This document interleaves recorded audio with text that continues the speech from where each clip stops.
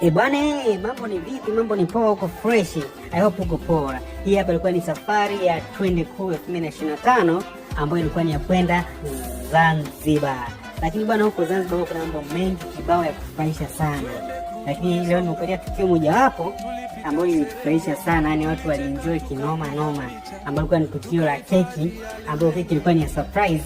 Ukiacha surprise, eneo ambapo penda kuipiga hiyo keki ilikuwa ni moja ya sehemu premium sana pale Zanzibar. Kwa ambao washafika Zanzibar, I hope wanielewa. Hii sehemu ndio wachukua wahudumu. Yaani wahudumu watufanyia surprise wao wenyewe, na wafanye jopo letu Twende Kuu ile vibe nini, wakafly wakaamua kufanya keki hapa.